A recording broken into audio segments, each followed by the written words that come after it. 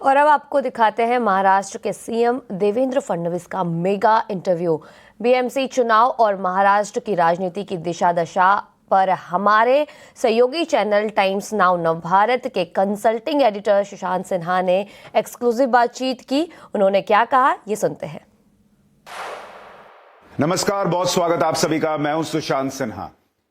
2026 में सबकी नजर बंगाल चुनाव को लेकर है, लेकिन 2026 का सबसे धमाकेदार चुनाव सामने खड़ा है। कहने को एक म्युनिसिपल चुनाव है, लेकिन एशिया का सबसे बड़ा अगर म्युनिसिपल कॉर्पोरेशन हो और जिसमें बड़ी बड़ी पार्टियों, बड़े बड़े नेताओं का भविष्य तय होना हो कि क्या उद्धव ठाकरे, राज ठाकरे खत्म ही हो जाएगी उनकी सियासी करियर, क्या महायुति में भी कुछ गड़बड़ चल रही है, नहीं चल रही है, क्या बीजेपी महाराष्ट्र विधानसभा चुनाव के बाद अब सबसे बड़ी लड़ाई लड़ रही है, पूरे महाराष्ट्र का धुरंधर कौन होगा इसको जीतने के लिए, साबित करने के लिए। आज इस सब पर हम बात करेंगे और हमारे साथ महाराष्ट्र के मुख्यमंत्री देवेंद्र फडणवीस जी मौजूद हैं। सर, बहुत बहुत स्वागत है आपका। बहुत बहुत धन्यवाद। आपसे हिंदी में सवाल करूं, कोई दिक्कत तो नहीं? बिल्कुल बिल्कुल। कोई हिंदी में पूछने पे मारने तो नहीं आता? मेरी मातृभाषा मराठी है, लेकिन भारत की सभी भाषाओं का मैं बहुत सम्मान करता हूं और हिंदी का भी बहुत सम्मान करता हूं। सर, वैसे तो बीएमसी कहने को एक लोकल बॉडी का चुनाव है, लेकिन इससे धमाकेदार कुछ नहीं हो सकता। और ये मैं इसलिए कह रहा हूं क्योंकि कई लोगों को लगता है कि बीजेपी पहली बार बीएमसी में शायद अपना मेयर बैठाने जा रही है या अब उसकी कोशिश कर रही है, लेकिन उससे भी बड़ी बात कहा यह जा रहा है कि यह चुनाव तय करेगा कि उद्धव ठाकरे की जो शिवसेना है, क्या वो पॉलिटिकली खत्म हो जाएगी। आपको लगता है बहुत कुछ स्टेक पर है?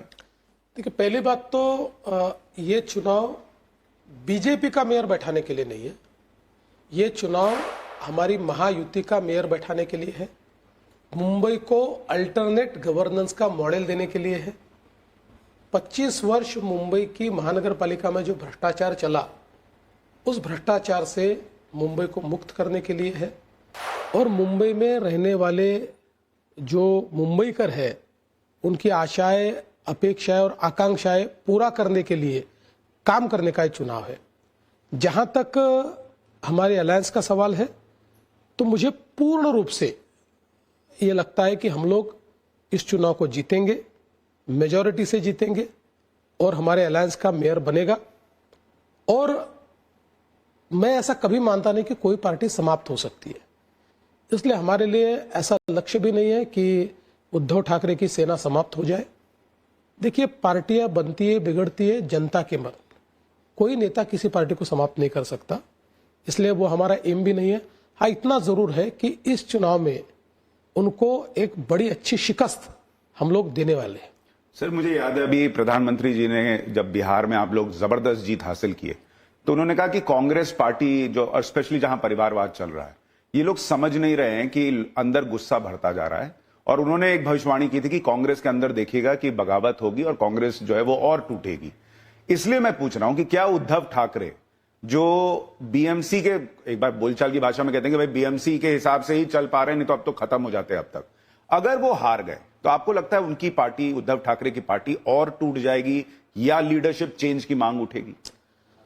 देखिए, वो पार्टी जो है ना, वो उनकी प्राइवेट प्रॉपर्टी है, वो मालिक है उस पार्टी के, इसलिए मालिक चेंज नहीं हो सकता है।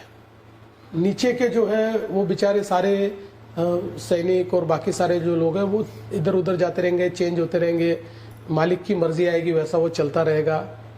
हाँ, इतना जरूर है। देखिए, मैं हमेशा ये कहता हूं कि चुनाव में हारना या चुनाव में जीतना ये मायने नहीं रखता, लेकिन हारने के बाद उस हार से आप क्या सीख लेते हो ये मायने रखता है।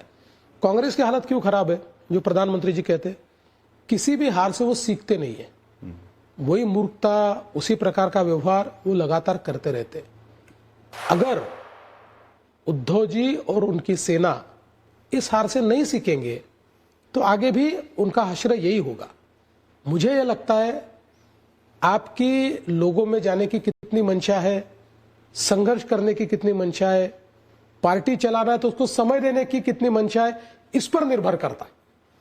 तो अगर इस हार के बाद जो आप कह रहे हैं कि इनएविटेबल है, अगर उद्धव जी को यह समझ में आया कि मैंने गलती की थी बीजेपी से अलग होकर और उन्होंने कहा कि जब सब आ ही गए हैं, अजीत भाई को भी ले ही सकते हो, शिंदे जी है ही हैं, तो मुझे भी वापस ही ले लो। तो क्या ये संभव है कि उद्धव ठाकरे वापस आए?